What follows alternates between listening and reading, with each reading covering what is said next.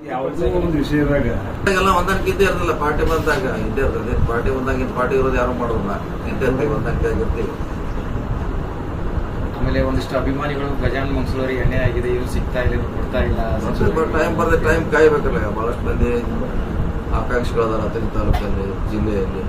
Time ಬರ್ತೈತಿ, wait ಮಾಡ್ಬೇಕು. ರಾಜಕೀಯ ಇಲ್ಲ 40 ವರ್ಷ ಇದ್ದವ್ರು ಇನ್ನೂ ಅರ್ಜಿ ಹಿಡ್ಕೊಂಡು ಹಂಗ ಹೇಳ್ತಾರ. ನಾವು 40 ವರ್ಷದಿಂದ ಕಾಂಗ್ರೆಸ್ನಾಗ ಹೋದ್ರೆ ಮೋಸ್ಟ್ ಸೀನಿಯರ್ ಅಂತ ಹೇಳ್ತಾರೆ.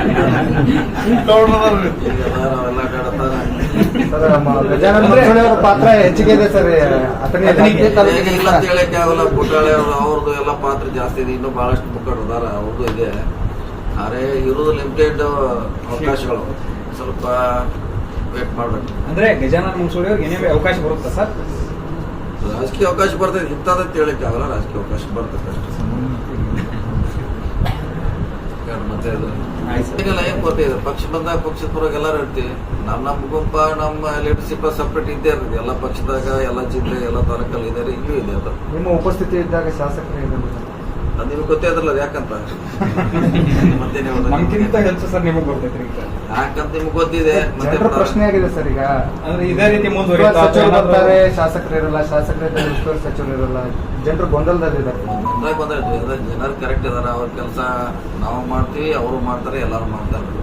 ಜನರ ಕೆಲಸ ಏನ್ ನಿಂತಿಲ್ಲಲ್ಲ, ನಮ್ಮ ಜಗಳ ಆಗಿದ್ರು ಕೂಡ. ಸೊ ಜನರ ಕೆಲಸ ಮಾಡ್ತೀವಿ. ಅವ್ರು ಯಾವ ಗುಂಪ ಈ ಗುಂಪು ಇಲ್ಲ. ಯಾರು ಬಿಜೆಪಿ ಬಂದ್ರು ಮಾಡ್ತೀವಿ, JDS ಬಂದ್ರು ಮಾಡ್ತೀವಿ, ಕಾಂಗ್ರೆಸ್ ಬಂದ್ರು ನಾವು ಕೆಲಸ ಮಾಡ್ತೀವಿ. ಇದೇ ರೀತಿ ಮುಂದುವರೆದ್ರೆ ಚುನಾವಣೆ ಮೇಲೆ ಪರಿಣಾಮ ಬೀರ್ತೈತಿ ಅಂತ ಸರ್. ಇಲ್ಲಿ ಕಾಂಗ್ರೆಸ್ ಮೂಲ ಕಾಂಗ್ರೆಸ್ ಕಳವಳಿ ಹಂಗೇನಾಗಲ್ಲ. ಇನ್ನು ಚುನಾವಣೆ ದೂರ ಐತಲ್ಲ. 4 ವರ್ಷ ಒಂದಿದೆ, ಒಂದು 5 ವರ್ಷ ಇದೆ. ಇದಾವೆ. ಅವಾಗಿನ ಯಾರು ಟಿಕೆಟ್ ಸಿಗ್ತಿದೆ ಅವ್ರು ಮಾಡ್ಲೇಬೇಕು ಎಲ್ಲಾರು ಕೂಡ. ಈ ಮೊನ್ನೆ ಉದಾಹರಣೆ ನಿಮ್ಮ ಸಮನ್ವಯತೆ ಕೊರತೆ ಅಂದ್ರೆ ಪುರಸಭೆ ಚುನಾವಣೆಯಲ್ಲಿ ಒಂದು ಸ್ವಲ್ಪ ಏರುಪೇರಾಗಿತ್ತು ಸರ್. ಕರೆಕ್ಟ್ ಆದ್ರಲ್ಲ, ಮತ್ತೆ ಎಲ್ಲ ಪೂಜೆ ಮಾಡ್ಯಾರಲ್ಲ. ಹಿಂದೆ ವಿರೋಧ ಮಾಡಿದಾರ, ಈಗಿನ ಅವರ ಗಲಕ್ಕೂಡೆ ಮಾಡಿದ್ರೆ ಮತ್ತೇನು ಸಮನ್ವಯ ಬೇಕು? ಅದಕ್ಕಿಂತ ಹೆಚ್ಚು ಏನ್ ಬೇಕು? ಗಲಕ್ಕೂಡೆ ಮಾಡೈತಿ. ಸಮನ್ವಯ ಇತ್ತು ಅಂದ್ರೆ ರಿಸಾರ್ಟ್ ರಾಜಕಾರಣ ಯಾಕೆ ಮಾಡ್ತೀವಿ? ರಿಸಲ್ಟ್ ರಾಜಕಾರಣ ಯಾಕೆ ಮಾಡ್ತೀವಿ? ನಾವು ಕೇಳಿದ್ವಿ ಮೊದ್ಲ, ಇಲ್ಲಿ ಇರ್ತೀರ ಹೋಗ್ರ ಅಂತ. ಏನೋ ಆಗ್ತೀವಿ ಹೋಗ್ತು ಅಂತ ಹೋಗಂತ ಮೊದ್ಲ ಕೇಳಿದವ್ರಿಗೆ ಹೋಗೋದು ಅವಶ್ಯಕತೆ ಇದ್ರೆ ನೋಡಿ, ಇಲ್ಲ ಇಲ್ಲೇ ಇರೋದ್ರೆ ನಾವು ನಾವು ಹೋಗೋರು. ಈಗ ಅವಕಾಶ ಆಮ್ಯಾಗ ಯಾರು ಕರ್ಕೊಂಡು ಹೋಗೋರು ಅವ್ರ? ಈಗ ಚುನಾವಣೆ ಬಂದಾಗ ಯಾರೋ ಆಮ್ಯಾಗ ನಮ್ನ ಯಾರು ಚಾಣು ಕುಡ್ಸಲ್ಲ, ಈಗ ಹೋಗ್ತೀನಿ ಅಂದ್ರೆ ನಡಿ ಅಂದ್ವಿ.